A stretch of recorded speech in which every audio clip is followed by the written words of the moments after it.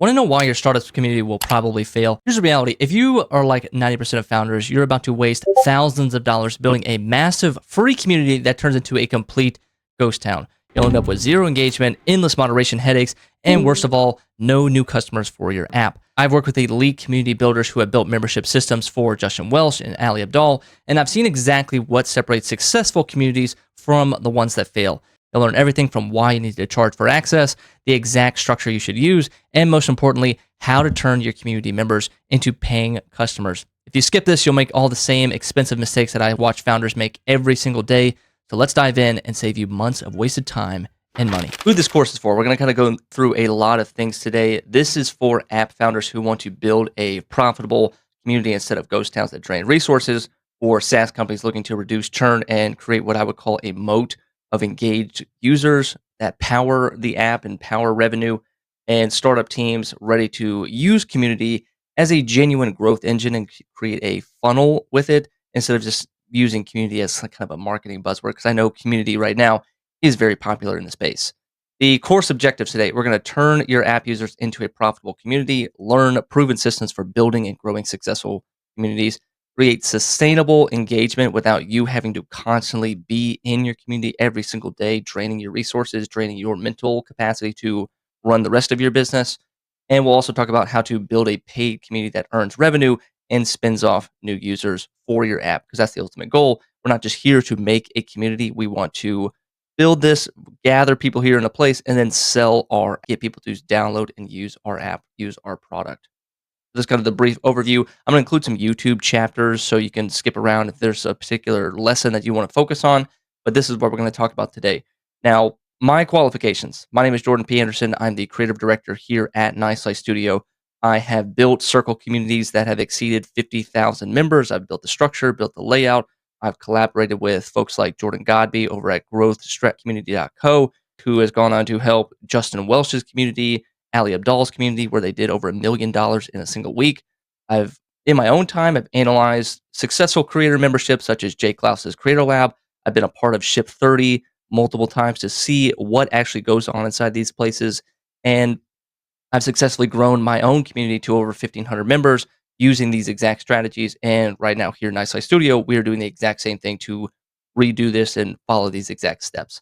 So the first question that you want to answer in your startup is with the question of like, should we do a community? The real question that you want to ask is, are you going to do a free or are you going to do a paid community? And I want to talk about why this decision matters so much. Most startups default to free communities. That's what they've known. That's what they've seen a lot work. They've probably been a part of a couple free communities, maybe couple free Discords, or seeing things like, Shopify, all these huge communities that are totally free to access. Here's the harsh reality, though, what I've seen play out repeatedly with free communities. Free communities become ghost towns with low engagement, moderation, nightmares for your staff, because there's just thousands and thousands and thousands of people in here. So not everyone is qualified. Not everyone knows the rules. Not everyone is following those rules. And so you have to kind of keep up with deleting posts, moderating people, banning people. And since it's free, you get banned, then you create a new account, just jump back in. Where serious members, your VIP members, kind of get drowned out because there's so many other people that are just not qualified or not the right people for this place. It's difficult to monetize later because everything is free and then you go to, hey guys, we have this new thing, or we have an inner circle, or we have a VIP product, or hey, go buy our app. It's a little bit of a sour taste in your mouth because I'm here for free. I've been here for free, and now you want to charge me? No, thanks. And it's a drain on resources. If it's free and it's not producing revenue, if it's not taking people from that place and turning them into customers, then that is time wasted for you. It's great to have a community. It's great to have a bunch of people gathering together and it feels like you're doing something. But if it's not making money for you and your company, then you need to reconsider. You need to pause and be like, maybe a community isn't what we need to do, or we need to shut down this community that we built. With the free thing too, one thing to add is on the user side, on the member side, it doesn't give anybody an incentive to do anything. It doesn't give them an incentive to show up because it's free. What do you got to lose? You're always asking why aren't they watching the course, or why aren't they engaging, or why aren't they showing up? Because if they don't, then they don't lose anything. But if they are paid, then they actually show up. They have a reason to show up. And my favorite quote here is people that pay attention. Members value what they pay for. They actively participate to get their money's worth. It's kind of on them. Like if they're paying $50 a month, then they're going to show up. They're going to engage. They're going to try to extract what they're paying for out of your community, which is good. You want them to engage. You want them to show up every single day. But you're also going to have higher quality discussions that are going to emerge naturally because people are here. They're here to either like they're in it to win it, basically. And these members become perfect leads because of just the simple fact that they are already paying customers. A freebie seeker, a someone who's just casually there, isn't really a good indicator of like, can this person become a customer? Is this person ever actually going to buy my app? But if someone has paid me $50 or is paying me $50 a month or $10 a month, whatever it may be, that's a pretty good indicator. That's a huge hurdle that you've already overcome. And if they're paying $10 a month, hey, maybe they'll pay $100 a month for our app or for our product. And what's nice too about the paid side is if you ever run ads or if you do have staff or moderators inside the community, then the revenue generated from that community can offset things. It can pay for the ads, it can cover ads so that it becomes a break even, which is nice. But remember, you are still selling a product. So if you go the paid route, this is now a new product in your suite. So you still have to follow the exact same steps like any other product offer, which is why we're going to start first with building your offer. Now, if you every user, once you throw the sales pitch at people, say, hey, you should join our community. It's $50 a month, it's $20 a month, it's $10 a month, no matter what the price is, they are always going to ask, what do I get? How much work do I have to do to get the thing that I want to get? How long is this going to take? And what is the likelihood of success? You have to answer all of these every single time with what do I get? It's more like kind of results, the transformation. How much work do I have to do? Is what's involved? What's their daily commitment? How long is this going to take? That's the timeline of your transformation. And then the likelihood of success. That's a proof thing. They want to know that other members have gone through, done the exact same thing. You, the admin, you, the founder, have done this exact same thing. So if I join, is this impossible task? Is this just one in a million? Or is like, hey, if you follow this system and follow our playbook and formula and actively participate in the community, then yes, you have a good shot of getting what you want to get out of this. With making your sales pitch work, go and watch this YouTube video here. This is an interview between Ali Abdaal and Jay Klaus. Both of them kind of doing like this kind of almost like a public coaching call about how to build Ali Abdaal's community. And what they talk about is, should in the on the sales page, in the sales pitch, should I be talking about specifics? Should I be talking about, hey, when you join, you get this. When you join, you get, 3 coaching calls a week. You get, productivity hour every single Friday. You get access to over 10 courses. And what Jay Klaus recommends, and what I would recommend too, is to not do that. Don't list specific deliverables. Don't promise exact call schedules. Don't outline rigid content calendars. Don't focus on features really at all. Like, you don't have to. You should really be focusing on the transformation. And the reason that you should not mention all those specifics is because your community is going to evolve. What you build on day one is going to look completely different in a year, 6 months from now, whatever it may be. So if you end up on day one or in your sales page or in your sales pitch that you're promising, hey, we are going to have 3 weekly calls about X. And later you realize that, okay, members, they really just want 1 call or they wanted 2 calls or just 1 call a month, not 3 calls every single week.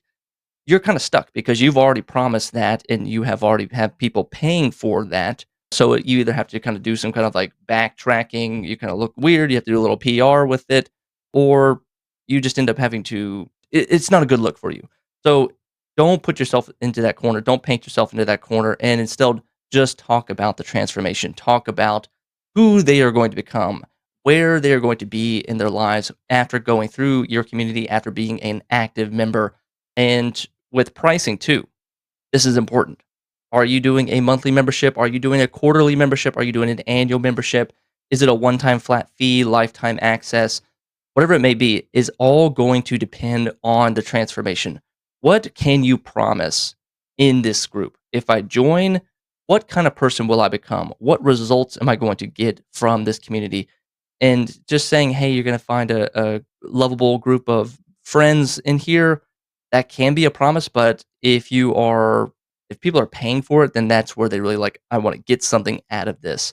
I want to get a result. I want to become a different person. I want to have a transformation. So with your pricing strategy, if the transformation takes 90 days, for example, then having a monthly membership doesn't make sense because a monthly membership is asking a customer 12 times a year, do you want this? Do you want this? Do you want this? Every single month, every 30 days, they're saying, do you want this? And you can cancel. So if a member cancels 30 days in or 60 days in because they were given that option to cancel every single month, then they're not going to get the transformation. They're going to feel bad. They're going to hate the course. They're going to hate the community that they joined. They're not going to feel like they got what they wanted out of it. So take that option away and make your pricing line up with your transformation. So if it takes a year to get the transformation, then the only plans that you should be offering, or at least at a minimum, is a 1 year plan, a yearly plan, because you got to be in it to win it. You got to, this is going to take an entire year. So we can't have you backing out or canceling 6 months in. Offer of course, offer money back guarantees or 60 or 90-day money back guarantee or whatever, 7-day trial, but you have to get people that are committed. So if your transformation is 30 days, then yes, a monthly membership can make sense. Or if it's a 2-week, all of that can make sense. So your pricing and your membership subscription has to line up with when they are going to get the transformation. So if it takes 6 months, then you should probably offer 6-month plans at a minimum. This is a very famous, you've probably seen this. This is Alex Hormozi's $100 million offer. This is like his value equation. This is the same exact thing that we're talking about. The transformation, who will I become? The timeline, how long will it until I see results? The process, what's the journey like? And then the proof, who else has done this? So we want to know that other people have done this, and that kind of goes into perceived likelihood of the achievement. The process, what's the journey like? That's the time, delay, and effort and sacrifice together. The timeline, again, is how long is the results, again, time delay, and then the transformation is the dream outcome. So you have to know all four of these components when you're going to build your community. It can't just be like, hey, we're gonna have a bunch of friends get together. That's not It's not valuable enough. I think if you are doing this as a business, if you are doing this as a way to almost like as a marketing arm, just having like, hey, we're gonna get a bunch of people together and just build community together is not valuable enough nowadays. And if you as a startup founder are doing all this, then it's kind of an opportunity cost. The more you spend on this is the less you are spending on your own product. So you have to choose wisely on if you're going to go down this path because you are building a community funnel. And this is kind of what we're going to talk about here. It starts with organic social media things such as YouTube or Twitter that we'll get into. You are going to build your audience, collect your audience together, whether that's just kind of in theory or as a list or like an email list. You're going to put those people into your community and sell them on that. And if you do everything right that we talk about in this video, then the people in your community will then become your product users and your customers if everything is done properly. Now, let's kind of talk about the harsh realities of getting into this. I want to give you a bunch of warning with community and make sure, like, hey, if you're not the right person for this or this is not your personality type, then I would reconsider. So let's get into here's what nobody tells you about building communities funnels is you have to follow what I call the 50-50 rule. 50% of your time and 50% of your success is going to be about getting members in the door, and the other 50% of your success is about daily engagement. And if you are this type of personality that I'll go through, like your community will fail if you are many founders who are like, especially those that prefer monk mode or isolation, are going to struggle with building a community because they are going to resist daily action. They're going to want quick results. They're going to see members almost just as like sheep or just like sales targets. A founder that wants to automate things too much, or a founder that wants to delegate things too soon. Like, hey, I want to get it up, get it built, throw in a bunch of moderators in here, and then I'm going to peace out. A community funnel is probably not the route that you want to go. Now, the people that do succeed, the types of personalities that we see with founders, is they take on this role of a thriving community leader. They enjoy member interaction. They value long-term relationships. They see feedback as gold, not as annoying. They show up consistently and they think community first rather than sales, revenue, or whatever it might be. They think like, hey, I'm in it to win it. Now, I've tested out a bunch of community tools, community apps. There's plenty out there. There's tons to choose from. Which platform should you go with, Jordan? I've tested out Circle. I've used Discord before. I've built on Kajabi. I've built on even Podia as well. The problem with all of these, and the problem with trying to bring together a community is you often have to kind of duct tape everything together. There's a bunch of different apps that you're going to need in order to deliver what you want to do. So if you want to do just chat, then you've got to do Discord. If you want to do courses, then you got to do something like Teachable. But then you have like, okay, but we have a live event call coming. So go to the Zoom page and register for the webinar there. And then what members end up doing is they have to juggle between 3 to 4 logins, let alone logging into your own app. And you on the back end, on the setting side, you have to manage multiple integrations, and those integrations will fail. Those integrations will break. And the people that feel that pain are your customers. It's not you. You just have to do this kind of oh shit moment. Your customers end up feeling the pain of this because things aren't connected. They don't get what they want. They paid for this and they're trying to get access over here. You're doing password resets and all that stuff. It can be a nightmare. So what I have found is this new tool that I came across about 6 months ago. It's called Whop. What I like about Whop.com is there's no monthly or annual memberships to use it. Everything is under one roof. It has built-in payment processing. I mean, you can accept things like crypto. You can accept Cash App, Apple Pay, Google Pay, regular credit cards, buy now, pay later. It has native chat functions inside of Whop. It has integrated events, and you can also add your online course app as well. And what I really like about Whop as well, it being kind of your payment processor and your course membership delivery area, is that it has verified customers. Even if you have a free Whop with free access to it, going through the process of signing up to become a member inside someone's Whop, they first have to put their email down, and that email then has to get verified. So they get sent out a magic link. You've probably seen this. So it says like, "Hey, go check your inbox and go grab the code." That means their customer's email is verified. And then once they verify that, put the code in, it then asks them for their phone number to get access. And they type in their real phone number, and then that sends them a text message. They get verified. So every single member that joins your WAP, whether it's free or paid, is a verified customer. I can go out and text my customers because I know that's their real phone number. I know that's their real email. If I have offers, if I have new updates or features or announcements, I know that I'm talking to people and not just customers or random users that have put in a fake email address or a dummy email address or like their old email address that they don't check anymore, or a fake phone number, for example. Yes, it kills conversion. Yes, you're going to have people say like, "Hey, I don't want to fill out all this information. This sucks." Those are the people that you don't want in your community. You want people that are dedicated enough to at least do a little work. Like, hey, at least put your damn phone number and your email into here. If not, then this probably isn't the place for you. That's what I love about WAP. With structuring your community, it's very tempting. We're going to get into this, like to add a bunch of spaces. There's like they make it very easy to add a bunch of apps, integration spaces, events, content, all this tons of stuff. It's very tempting to just like add to like, hey, I want to make this perfect experience. And it's kind of like, it's the roller coaster tycoon moment where you're like, I want to build the coolest, baddest, sandbox mode where you're like, I'm going to build everything. This is going to be great. We're going to build it all 12 roller coasters, all this different stuff. I'm telling you, if you're watching this right now, and if this is your first community that you have ever built or are ever going to build, just start with 2 apps. To do the chat area, to do some kind of simple chat app that's inside of WAP, you just go to install app and add chat. What I like about chat is it's real-time questions, you can have quick wins, daily engagement, and this is a nice place to have kind of real-time member connections. And the other app that I would add is Courses app. This is where you are going to put up your core training, your resources, your templates, your PDF, your playbook, whatever it might be, your long-form content, so that when people join, if they want to react right now in the moment, they can, or if they have a question right now in the moment, they can get that answered.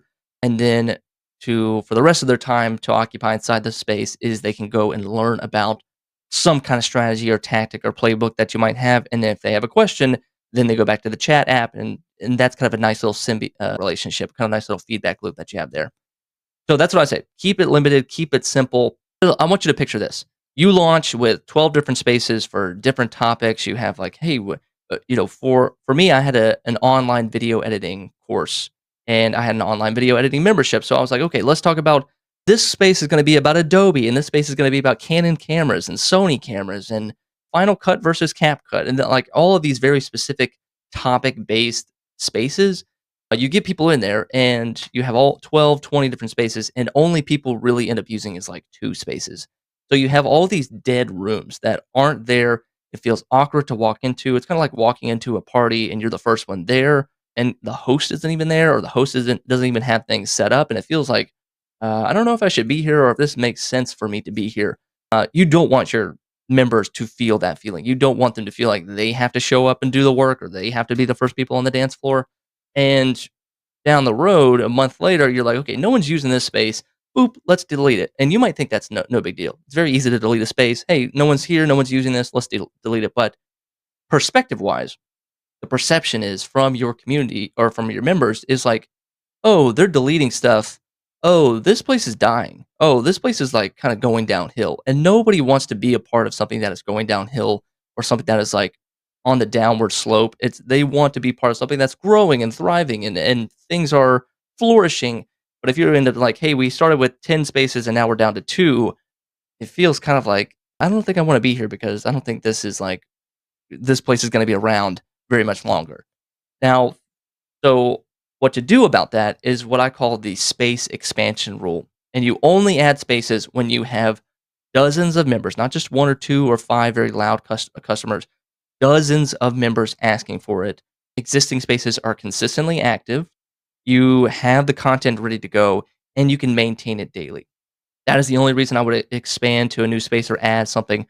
Maybe specific topic kind of overtakes the chat and like, hey guys, this you're kind of drowning out everybody else. So I'm going to take this specific conversation and create your own space and have a more focused area to talk specifically about this. That's kind of an example of like when I would add a space. Only when things like you want things to feel pressure and you want things to feel like almost like they're bursting at the seam or overflowing. Be like, okay, we got to kind of let's rework this. Let's add another space to kind of relieve some of this pressure. You should only wait for this pressure. You should not preemptively build something in hopes and anticipation that people are going to show up because they don't and they won't. Like they follow what the host does. They follow what makes sense. They follow what is safe. That's what your members do. Now let's get into member onboarding.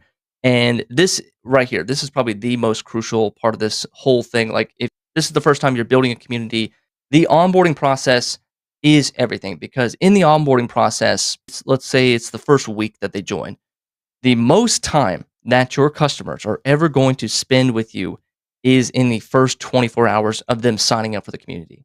That's it. That is the crucial, hottest moment that is like white hot lightning. They are in it. They are paying attention. You have their full attention for about 24 hours.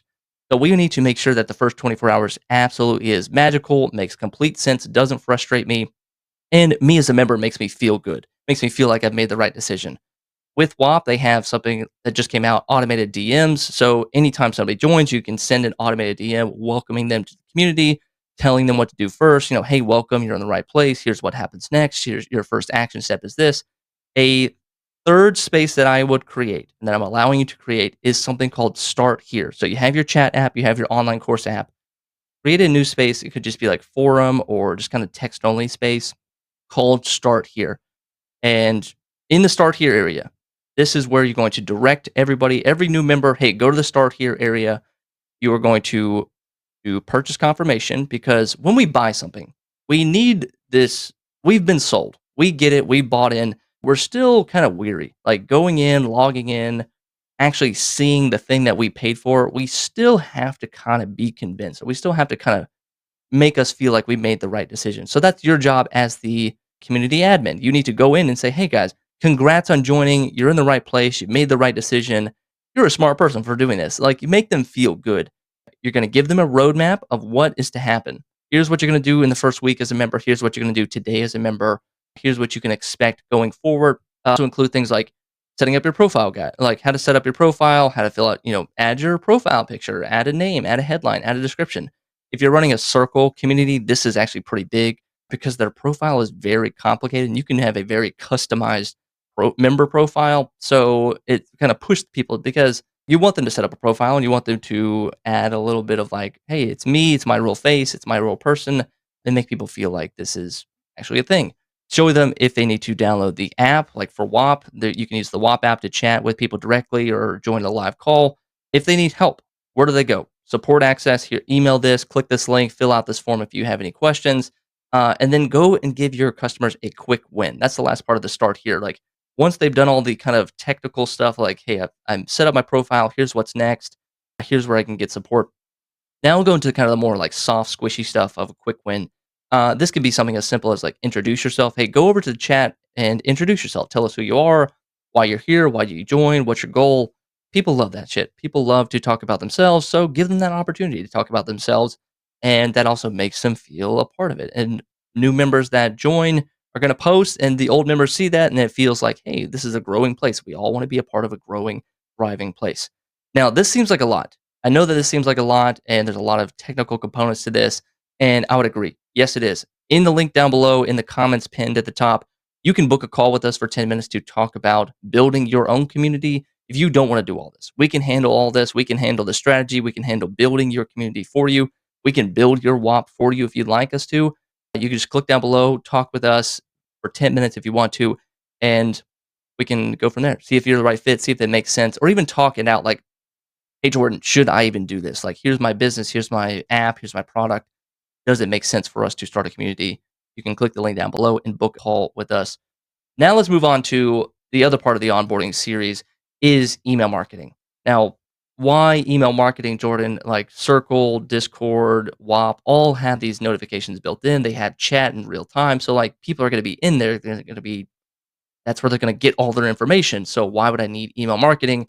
I don't use email, Jordan. I hate emails. Every email is spam. Your customers don't think that way. You are not your customers. Email is incredibly powerful. Email is a great way to make a lot of money in your business. So I hate to break it to you. That's actually how you make a lot of money is using email marketing. And here's the reasons why I recommend using email in parallel with your community, not just as like one-time thing. Like you should be collecting your customers' information and sending it off to your email marketing software. Because when you skip emails and you just focus on, hey, we're going to use the community app, we're going to use the Whop app on my phone, it's going to be great. The reality is that only 20 to 30% of members are going to see your major announcements. Event attendance is going to drop. Your product launches are going to fall flat because you are just trying to blast and push everybody. And member re-engagement is almost nearly impossible. A lot of people, when they sign up for members, like having sold over 1,500 customers, info products, courses, community access, there is a good chunk of people that will pay for something, that will buy something, that will pay $500 for a course or $500 for a membership. And you will get excited. You'll see it come on your phone like, hey, got a new customer. Great. New member. Here they come. You send them a message. Hey, welcome to the community. Excited you're here. Send them a message. And they don't respond. They don't react. They don't create a profile. They don't log in. They don't even create. They don't do anything for months. And it's like, wait, you spent $500 on this and you didn't even log in or didn't even get the thing. That happens a lot of times. So if your only strategy is to communicate everything through the app or communicate through the platform, then those people who never even set up their profile are still out there waiting to be engaged. And email is the only way to really reach those kind of people. So add email to your marketing strategy in any community. This is again like kind of I'm drilling down on this point that you can't just solely rely on the platform itself, the platform app itself. Only 5 to 10% are going to be daily active chatters. Maybe 50% will have their app notifications on. If you do kind of an at everyone in the chat, it's only going to reach maybe 25% of people at best. And with chat messages, everything scrolls away. So you got a big announcement or a big product launch coming up, you want to talk about it, it's going to get scooted to the top pretty quickly. So email is kind of a nice static way to send a message directly to somebody's inbox for them to read later instead of having to like constantly keep up with the chat. Now, the technical requirements, I'll mention just the two that I'm pretty familiar with, is if you're using Whop, Whop does not have a native integrated email marketing software or any kind of like you can't send like a custom email when they join Whop.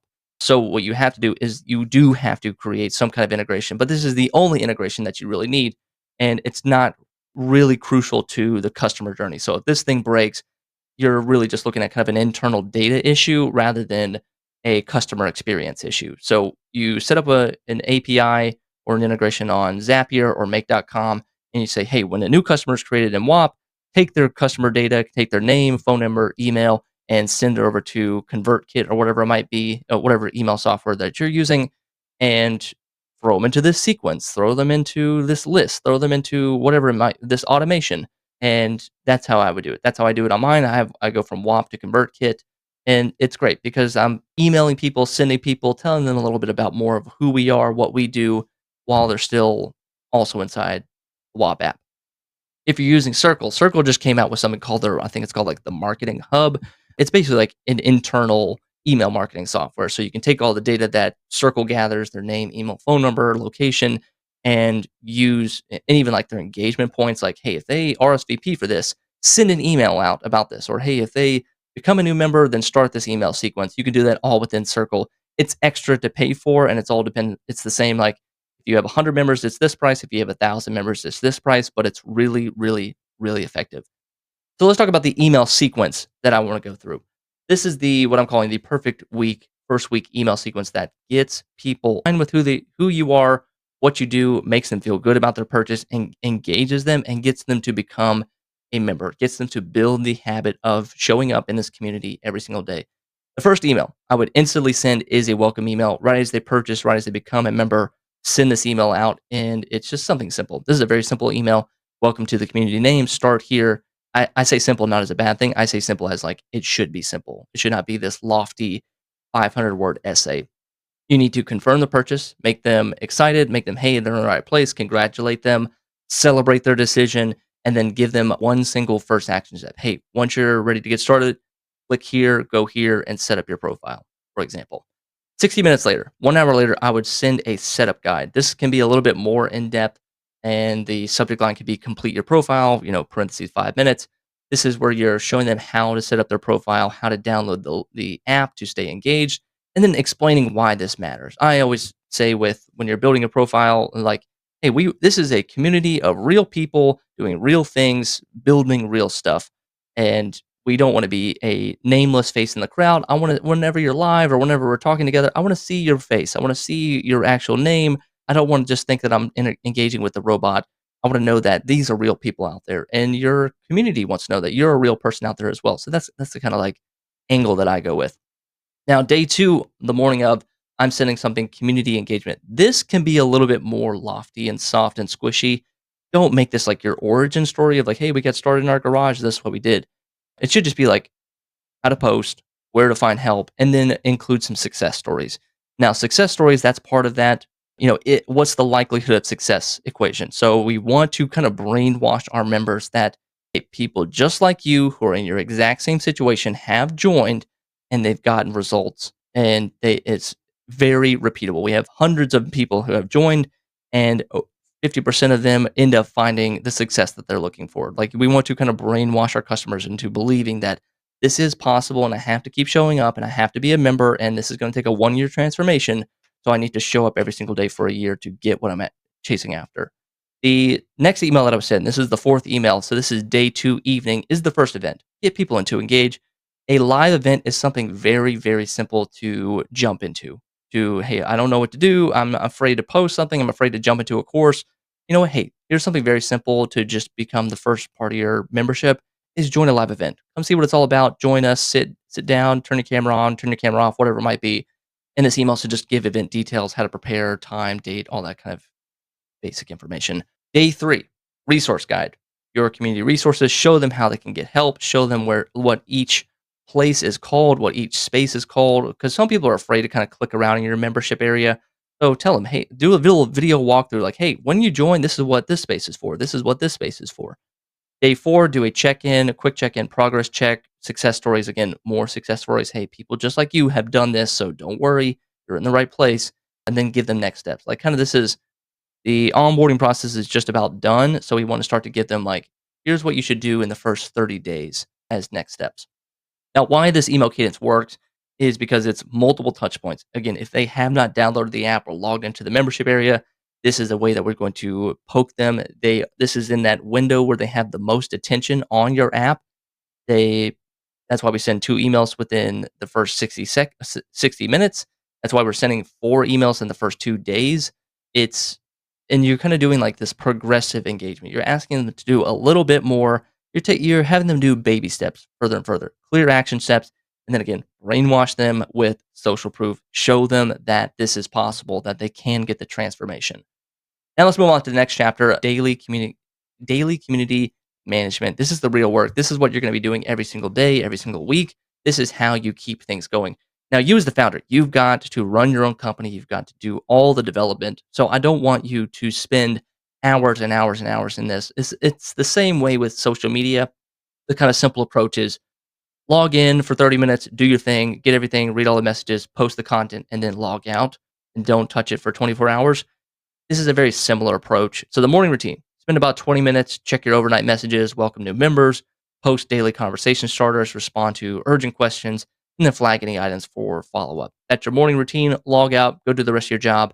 And then midday, when things kind of slow down or you're having a little quick lunch break before lunch, engage with key discussions, share something valuable that you saw on the internet, personal membership outreach, like go into the DMs and like grab a member and talk to them, ask them a great question to ask a new member is, what is going on in your life that brought you here? And the answers that you get from that are incredibly valuable.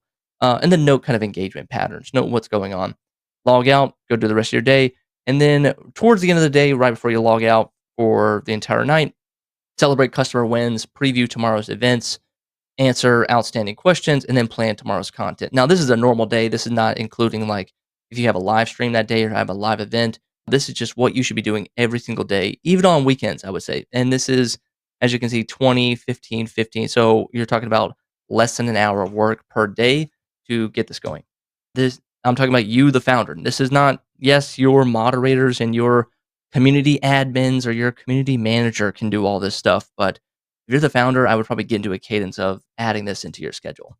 Getting new members. Now let's go into membership acquisition. After spending personally over $100,000 in ads to grow a community and having seen hundreds of thousands of dollars spent per week to grow communities, let me kind of share some methods that actually work, that we've seen work, that actually move the needle. Let's talk on the free side before we get into the paid ad stuff. Free methods that work, that I've seen that work, and yes, there are other methods that work, Instagram, Facebook, all that stuff. What I have seen work the best are YouTube and Twitter.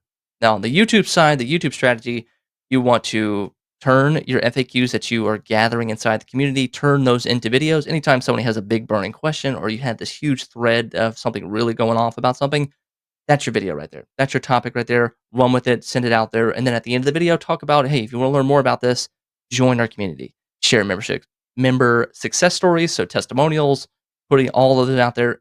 Member interviews, success stories, like just talk to somebody and like, hey, how'd you do this? Well, tell me your secrets. Record event highlights. So I would take your hour-long live event that you have on Wednesday or Thursday and chunk those out into social media clips, those out into YouTube shorts, or even like 5 to 10 minute segments. And then you at the beginning of the video be like, hey guys, my name is Jordan. Let me share with you what happened in the live call last week. This was amazing. Let's get into it. And then you go into the video. Also, a behind the scenes look, like talking about building the community, talking about building your app. Great stuff. Great content for YouTube. The other side is Twitter. Now, Twitter's a little bit more real time, less like kind of evergreen content, but you see examples of Jay Klaus, Ali Abdal, Ship 30, Dickie Bush, Nicholas Cole. All these guys are on Twitter, and all of these guys are doing the model that I'm talking about with like they're really focused on problem solution threads. So they're talking about the problems that their communities and that their apps solve. They do live event teasers, they do membership spotlights. Hey, we had this person join and they made $20,000 this month. Like that's pretty cool. That's some, and then do some daily value tweets. Again, just talking about the problems, talking about the problems, talking about the problems over and over and over, and then driving people back. Hey, if you want to learn more, if you want to solve these problems, go join this membership area. Now let's go to the paid side. Paid marketing that actually worked. I'm going to say meta ads, but whenever someone says meta ads, they're like, do you mean just Facebook? Like, no. Meta ads means Facebook and Instagram ads with ads. The same saying applies. People that pay attention.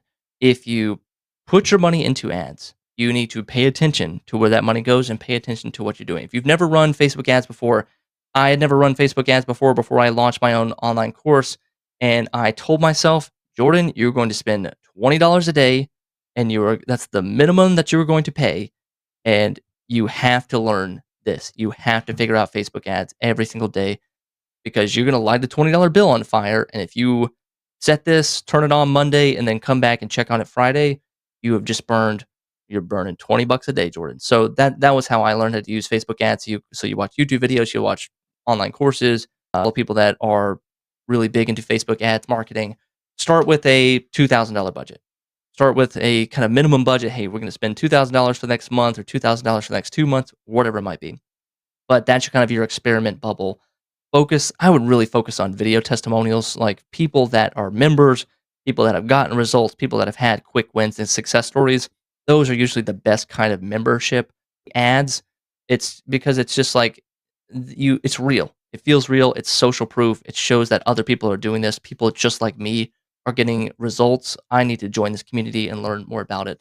And of course, with setting up your pixels, making sure all that data comes through on Whop. You can add your pixel in there and make sure that when people convert, when people do a purchase on Whop, that data gets sent back to Facebook. That's crucial. And with Facebook nowadays, or with Meta's ad targeting, you don't need to do all these lookalike audiences. You don't need to do all this complex audience settings to really know, like, hey, we're going to target this type of person or retargeting stuff. You don't really need to do that anymore. And kind of Facebook has actually kind of pushed you out of those settings. They don't want you meddling in those settings because Facebook is so good now that, I mean, Facebook has trillions and trillions of data points to know who you want to target. So what you need to really focus on is the ad budget and then focus on just making good ads, making ads that connect with people, making ads that target a specific type of person, not just saying, hey, join our community, but really talking about a person and a problem and a solution. That's what I would focus on. And Facebook's going to do the rest of the job for you. So that's the paid ad side. Let's kind of recap everything, the kind of technical setup, the nuts and bolts of everything. If you're using whop.com, here's kind of the setup sequence. Again, with the community space, you want to install the chat app, install the courses app, and another app that you could probably install is an events calendar. They have a live events app that you can install there just to show people like, hey, here's the next thing. Here's the events that's coming up, RSVP for this. Set up your payment configuration. So you want to figure out your pricing tiers, again, based on your transformation. If it takes 6 months to do it, don't offer a monthly membership. If it takes a year to do it, don't offer a monthly membership. If it takes 30 days to do it, that's okay. Offer a monthly membership. Tiers, inner access, VIP access. If they want to pay $10 a month for this or $100 for a month for option 2, create those options, but keep it simple. If this is the first time you're doing it, I would probably just do one plan, really. Should there be a trial period? Should it be 7 days free access, 3 days free access, just to see if this is right for them? Create a solid refund policy. And I don't say solid as like solid that protects you as the business, solid that protects your customer. If they go through this, they spend 90 days in this and they hate it, give them their money back. Like if this takes a year to get the transformation and they go in 30 days in and they're like, I don't like this. And they're like, nope, sorry, but we're keeping your money. Like, well, great. This place sucks. I hate this place even more now. Tracking setups, again, Facebook pixel installation, conversion events, and Whop also has really nice membership activity and retention metrics that you can look at. How many people have logged in, how many people have downloaded the Whop app. Really nice stuff to kind of focus on and set your sights on. Now let's get into actually building the community part of things and what really moves the needle. This is the kind of inner workings. We kind of already talked about your daily routine as the founder, as the community admin. Let's talk about some things that we can actually do, the specifics now. Live events. That's the biggest, baddest first thing. Like it's the best thing ever. Just to host a live event, that's how you feel like your community is alive and growing and evolving. Things are always happening. There's always new things going on, and a live event is something that can really indicate that things are happening live in the moment, not just this kind of like ancient old content that sits there and is not really touched. And it's like, hey, yep, join. Here's all our online courses. It's like, hey, we have a live event every single week. So with your weekly schedule, I would probably do, and you're gonna have to figure this out and kind of what you're comfortable with. I would probably do 2 to 3 live events every single week. And the live events are not going to be the same type of live events. There's going to be very simple, low profile, lo-fi, low setup, no setup kind of events like Q&As or meet and greets or introduce yourself kind of calls. Those can be, or even like what I put here, Monday quick win sessions. These are 15, 30-minute live sessions. Very easy, nothing that you have to really prepare for. You're not building these huge slide decks or having to find or book guest interviews. Very simple stuff. Another one is like study hours could be one, or Wednesday, for example. The next one is to do a deep dive training. Do some kind of webinar style structure where it is you for 45 minutes or 30 minutes doing some kind of structured lesson, teaching people something like I'm doing right now. I do it every Thursday at 8:30 here on this YouTube channel, and I do some kind of we do some kind of lesson. That's what we do. And then on Friday, you can do membership spotlight. So again, that could be like introduce yourself. That could be like a meet and greet. That could be, hey, let's go around the room and talk about quick wins. Let's go around the room and like, hey, here's Jill. Jill did this. So we're super proud of this. This is what she's been working on this week. And it make kind of people feel good about it. Event rules. Always start on time, record everything, even if you think this is casual content, because this content can be used for social media. Follow up on action items. If you say you're going to have the guide ready to download, like put it in the description. Don't just wait for people to be like, hey, where's the guide? You said on this lesson I was going to get the guide. Put the guide there. And then celebrate attendees. Like make people feel good for attending, making them like, hey, glad you're here. Again, every single time you have to reconfirm that they've made the right decision, that they're in the right place. Posting content and videos. There's kind of 3 tiers to this. The daily stuff is just the quick tips, member wins, discussion starters, very simple stuff, very lightweight content that takes, you mentally 5 to 10 minutes to do. One note here about discussion starters. I've seen it before, and it's something that's called comment baiting, and it is like it's this kind of bullshit water coolers kind of stuff that is not really helpful to your community, but it's something that you feel like you're doing something or like, hey, you're getting people engaged. These are things like you post something, it goes like, hey, let's go around the room. Let's finally settle the debate. Pineapple on pizza, leave a comment. And like you're like, how many times are you going to do that? Or another one's like, is the dress blue or gold? Let me know. Leave it in the comments. And it's just like, you can't do that enough before people just realize like, okay, this isn't valuable, and I'm not really here for this kind of like water cooler bullshit. Like who do you think's gonna win the Super Bowl? Put it in the comments. It's like I'm here to learn something. I'm here to like transform myself. I'm not here to just kind of chit chat and bullshit around. That's a side rant. I'm sorry, but like don't do that kind of content. Be engaging, post valuable stuff, and if you're going to start a discussion, make it relevant to the transformation again. Tier 2, weekly value content, case studies, expert interviews, resource sharing, put together playbooks, guides, PDFs, quick little one-pagers, graphs, charts, whatever it might be. Expert interviews, always great to bring in people outside because it makes you look like a badass, makes you look like the authority figure. And then tier 3, monthly premium content. These are the detailed trainings. Maybe you're doing an online course, maybe you're doing kind of a mini course spinoff. Again, more guest experts, and even do special events. And another thing I would add to special events is do something called cash events. There are people on your list, in your member, that don't want to buy your product, don't want to buy your app just yet, but they have money to spend and they have a need that needs to be fulfilled. And it's your job to kind of spin the wheel, kind of go around this carousel, like putting offers in front of people, putting new things that could be a cash transaction for you and kind of a little cash injection into your business that keeps people flowing in. Because again, they're not all the time, not 100% of your members are willing and ready to spend money on something, but there is a good 20% of people at all times, and it always is changing, but they have money to spend and they are willing and have the resources and have the dedication to do it. So don't leave your money on the table and like create some kind of cash event, create some kind of mini course, create some kind of one-off event that is secret, VIP only access, or pay to play, pay to get access to. There is something out there that you can do to add a little cash injection into your business. So don't leave that money on the table. Scaling your community. This is the next part. Phase 1, there's 3 phases to this. Phase 1 is foundation. This is your early stage beginning stuff. This is 0 to 100 members. What you need to focus on for the first 100 members is core membership experience and dialing in that onboarding experience. That first 15 minutes, that first 1 hour that they spend time with you, to really simplify that, streamline it, dial it in, and make it so that it is bulletproof. So that when somebody goes through this, they know exactly what to do. They know exactly what wins to get. The next part is daily engagements, quick wins. Start gathering those success stories because I wrote here that to get users in the door, you're going to have to do a little bit more hand-to-hand combat. Also, with getting those success stories and with working with your members, you as the founder are going to have to do a little bit more extra hands-on work in this first early stage. So you might have to do, you can't just do a live event all the time in an online course. You might have to actually talk with somebody directly and give a little one-on-one support, give a little hands-on one-on-one coaching to get them to that transformation, because you're kind of harvesting people. You're kind of gathering people to then become your customer testimonials, so that then you can go out to the market and move on to phase 2, where you're starting to go from 100 to 500 members. And they're going to look to those first 100 members and say, Are these people getting results? Are these people getting that transformation? And then that's when you start to dial in and tweak your analytic or acquisition channels. You start to tweak your content systems. You start to even add an ambassador program or an affiliate program.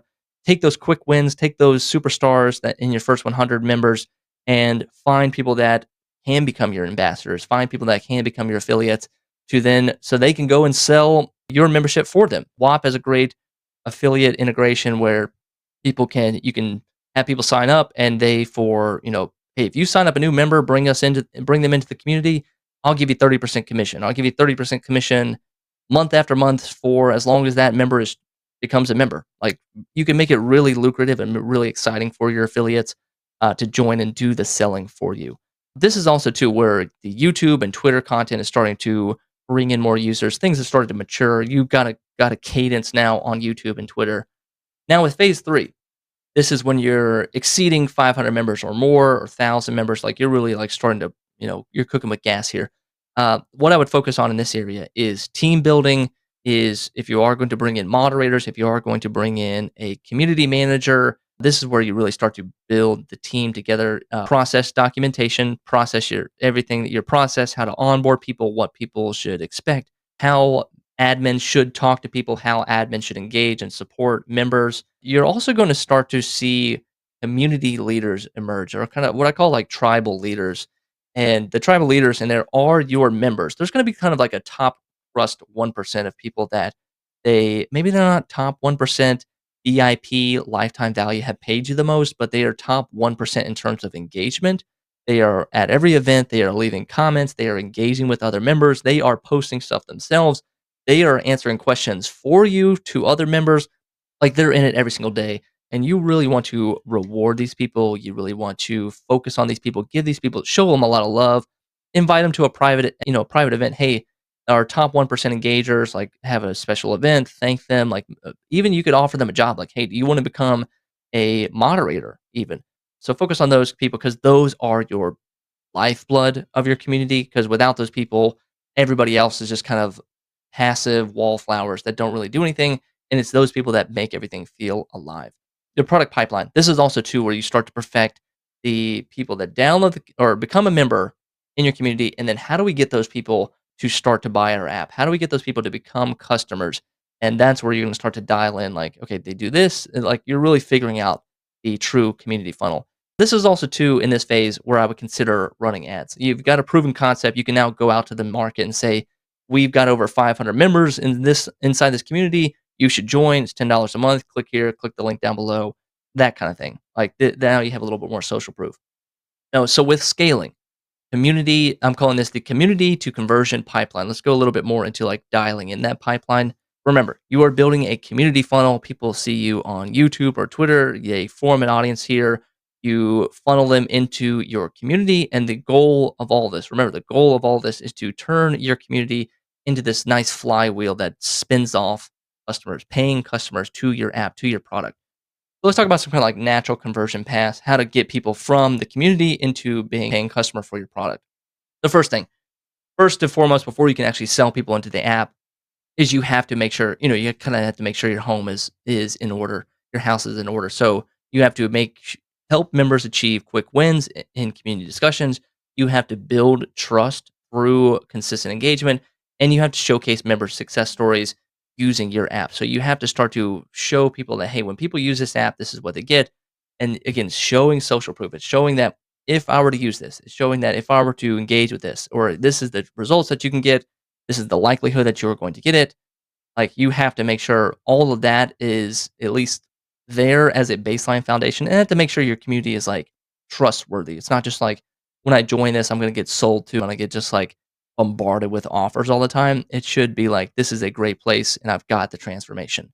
Once you've got all that, once you've got that foundation, now you can start to talk about your app. Now you can start to talk about your product, reference your app naturally when solving problems, mention it during the live calls, mention it at the end of the live calls, share behind the scenes of product updates. This is, if you go to Whop, I think Whop University, that's their own Whop community that they have, and they're sharing everything they're doing. They're sharing roadmaps, they're sharing bugs, they're sharing all the things that they're working on at the office. So that's kind of nice because they're in the community. They're trying to get your members are trying to get the transformation, but they're also seeing like all the cool stuff that you're doing behind the scenes as well. And also let power users showcase their results.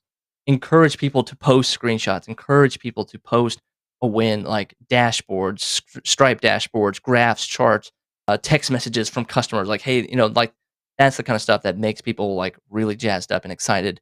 And once you have all that we're kind of going through it logically here. Now it's time to strike what I call during conversion moments.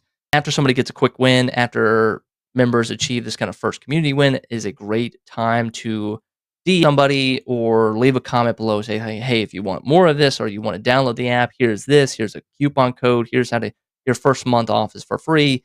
You could also do it during relevant discussion threads. You can do it when sharing product updates, and then also through member spotlight. So do a customer testimonial or just kind of interview, and then at the very end, tell people how this was all possible using this tool, using your product, using your app. Special membership benefits as well. This is a great way to naturally encourage people to use the app. Like, hey, when you join this community, you are going to get 20% off this app or 20% off this plan. You can also offer early access to new features. That's an amazing flywheel because it being a part of the membership that's like a new selling point at that because they like, hey, I want to join the membership so I can get early access to this stuff. That also to your current customers that aren't in the community, if they want free early access, then that means they can go join the membership. And now you have this kind of, it's not only a flywheel, it's like a positive feedback loop where like you have customers joining the membership becoming customers, and you have this kind of nice back and forth. Also private beta testing and direct access to the product team. What's nice about Whop too, even they're kind of eating their own dog food. In there, you can talk to the product team. You can suggest new apps. You can suggest new features. And this is how you're going to build a better and better app because it's kind of community led building, which that feels really awesome. Like, hey, I didn't develop anything, but I was a part of this, or I made a suggestion that ended up becoming a part of the app. That's a cool experience. Key metrics to follow with this kind of product pipeline is the days from joining to first app trial. So they become a member of the community. How long does it take for them to convert into a customer or to start a free trial? Is it 60 days? Is it 90 days? Is it a week? Whatever it may be, start to track that. And that's like, you want to bring that number down to zero, basically. So it's never going to be zero, but if it's a year out, maybe try to bring that down to 6 months or 3 months or 30 days, whatever it might be. And that just means you need to sell more or add more natural product integration into your community. Community engagement before conversions and then after conversions, member to trial conversion rates, trial to paid conversion rates, and then community members versus regular user retention. So people that aren't customers, how much do they engage in the community? And people that are customers, how much do they engage in the community? And that's kind of something to track as well. Problem solving. Let's get into the problem solvings and the mistakes now. We're kind of towards the end of this. Community issues. There's going to be some problems that arise naturally. Just like this is your first time building a community, things are going to happen. Let's kind of address how to solve these problems as they pop up. The first big one, common mistake or common problem that we always see is engagement drops. Now, common causes are you're unclear about next steps. There are a lack of wins. There's too much content. Maybe you're posting too many times or you have too many live events. Or there's also the biggest common cause is poor onboarding. They're not engaged. They're not logging in. They're not showing up because they never actually set up their profile. They never actually got the thing that they wanted to do at the very beginning. So you needed to dial that in. So simplify your member journey, increase quick wins, like make it easy, give them baby steps don't make this huge hurdle that they have to overcome. Focus on transformation and improve your welcome sequence. Get that dialed in. The other big problem that we see is member cancellations, or we have high churn, as they say in the business. Common causes are misaligned expectations, weird pricing structure, like we talked about. Hey, it's a 1-year transformation, but it's a monthly pricing plan. That doesn't make sense. Why they're canceling before they get to the transformation and they're having a bad time. That's not good. Slow transformation, weak community bonds, and poor support. So, how to solve all that? The solution that we suggest is have a better sales messaging. If you're misaligned on the expectations, if I'm coming into this thinking I'm going to make $100,000 a month and it's not that, or I make $1,000 a month instead, that's a misalignment. And you need to go to your sales page, your sales message, and tweak that so that it actually aligns with the transformation that I actually am going to get, not the transformation that you think that you're offering to your community. milestone mapping, like what happens next if I'm here for a month, if I'm here for 2 months, what can I expect? What's next that's going to happen for me? And then improved support systems and improved opportunities. Like if I'm churning, I'm canceling because I'm not showing up and I'm not getting value from this. It's maybe because like I don't feel like people are real here or feel connected to anybody or the founder's not even here. So what do I even care if he's not showing up? Then why am I going to show up to this membership? Now let's go to like some quick hits. Like these are the 10 hidden killers of community group that no one really talks about, and we'll kind of go through one by one. Over featuring power users with the expert interviews, with the quick wins, with the testimonials. Kind of watch out for like focusing on the same people or the same types of people. If you're always talking about somebody who a huge outlier success story that this lady made $1 million in the first month of joining the community, it kind of sets a high expectation and it kind of makes everyone feel like this is not really realistic for me. And it also can create this like inner circle mentality like, hey, these are the VIPs, they get special attention.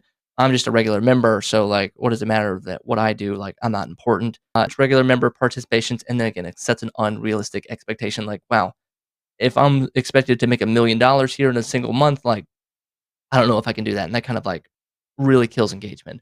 Too many notifications. Whop has notification settings. Circle has a ton of notification settings. And if done poorly, you can just be bombarded with stuff. Anytime somebody posts, likes, logs in, RSVP, a new event is created, you can just have your phone going off constantly. And if that happens, your customers get angry. They turn off all notifications and then they don't get engaged at all and they don't get to hear about the actual important stuff. So, in the onboarding sequence, show people how to set up their notifications properly so they don't get bombarded with all this stuff. You don't want people ignoring stuff. You want them to, every time they see something on their phone, they click it, they log in, and they engage. Don't have too many stuff going on. Responding too quickly. This took me a minute to like understand what that meant because I am the one that does this. Responding too quickly when a customer or a member asks a question, it's really and nobody answers it. It's really tempting for you, the founder or the admin, to jump in and like answer it, do a real in-depth question, like give them all the resources, every single thing. What that does is it shortchanges everybody else. They go, well, the founder answered the question, so that means I don't have to answer the question. And then that kind of starts to be a habit of like, well, I don't ever have to answer questions because the founder is going to answer it all. And that kind of kills organic discussion.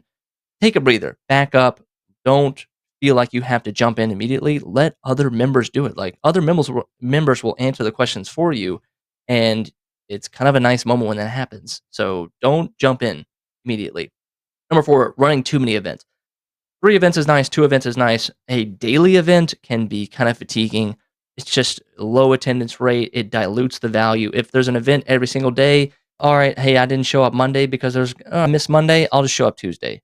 Oh, I missed Tuesday. I'll just show up Wednesday. And then that just kind of snowballs into, oh, well, I'll show up to one of these events one day. And then they never show up to any events at all. So make your events special, space them out enough, and don't have the same type of event every single day or every single week.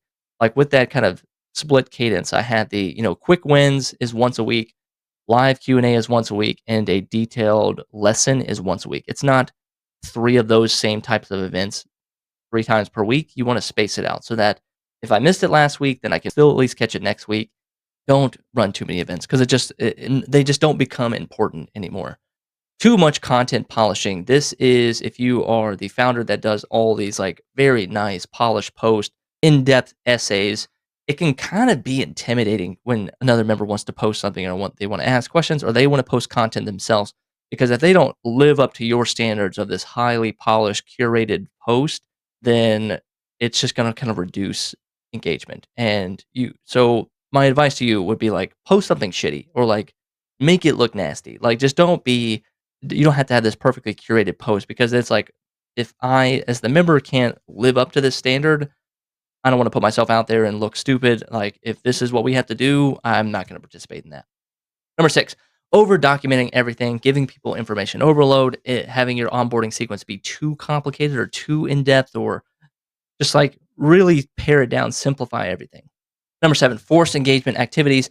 Things like, hey, if you want this, hey, we got this new playbook coming out, get the new strategy guide, like comment strategy in the comment section and I'll send it to you.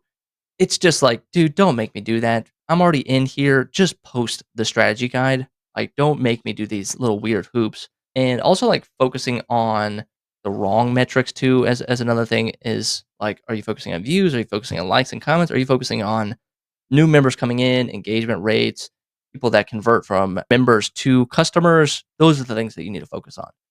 Number 8, playing favorites with time zones with the events. Like, say if you're hosting 3 events every single week, do it at different times of the day. Don't have every single event Monday, Wednesday, Friday at noon Eastern.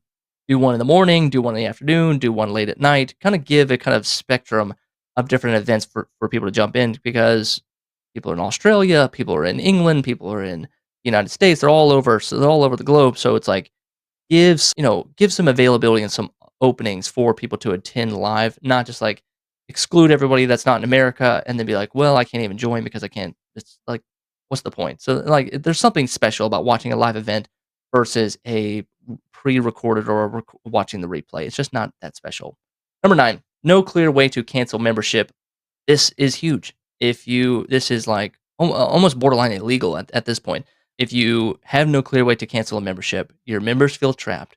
You create pissed off negative testimonials. A lot of 1-star reviews are going to come in, and you're going to get kind of negatively associated with that. Whether or not it's your like they're talking shit about the community because it sucks, but that also kind of spills over into your product and spills over into your reputation, or you're getting negative comments on your YouTube channel because your membership sucks, or they have no way to cancel, or you're keeping their money, or you were kind of devious or not completely clear about the refund policy. This breeds resentment. This makes people pissed off. This damages word of mouth, and this damages your ability to grow your community, because they're going to look and see like, hey, everyone is hating this, or this says it's a scam. I don't want to do this. So really dial it in, make it very clear how to cancel, make it clear how to get help, and give people their money back. If they don't want this, if this is not the right place for them, don't steal their money. Give them their money back. Number 10, making everything about learning. This is the last one. I forget this a lot of times. Yes, I'm hardcore. I want to do like lessons, strategies, tactics, show me how to do the thing. I feel like I'm like kind of in the minority of this. Like, everybody else, yes, they want to learn stuff. They want to get the transformation. They want to learn things kind of bit by bit, but they don't want to do it all the time. Like, sometimes you just need to have something squishy where it's just hanging out, where it's just having a little bit of community bonding, sharing a win, sharing a personal story, not always having to be like, here are the top 10 tactics on how to do something. So it exhausts people, because what we forget with the community is it's about the transformation, it's about learning skills and becoming a better person, but it is too about community. It is about being together. It is about, we are a select group of people that we've come together, we're happy together, and this makes us different from everybody else, and that's something that we can kind of bond over. That's powerful. So don't miss that. Don't overlook that. Don't think it's just like squishy and soft and like not revenue generating. It's actually really powerful. People want a place where they can socialize. So if you want to turn your app into a community powered business, you need help setting up all this. This is a lot that we've covered. If you want to help set up your Whop, you can book a call with me. We'll help you set up your entire community structure, create your transformational work framework, design your sales funnel, configure your tracking analytics, and even help you launch with our proven playbook. Because there are 2 ways to build a community. You can do it yourself. You can spend the next 3 to 6 months building this, figuring out what works, testing different platforms and setups, learning these costly mistakes yourself, building systems from scratch, and managing all the technical setup yourself alone. Or you can let us build it for you. You can launch your community within 2 weeks, get your proven Whop setup that works, set up, you can skip the expensive learning curve. You can use our tested templates and systems and have experts handle all the technical details so that you can just go, again, focusing on building your app and then focus on building your awesome community rather than focusing on all the technical stuff. So if you're ready to build your community, we will jump on a 10-minute call together, review your app and goals.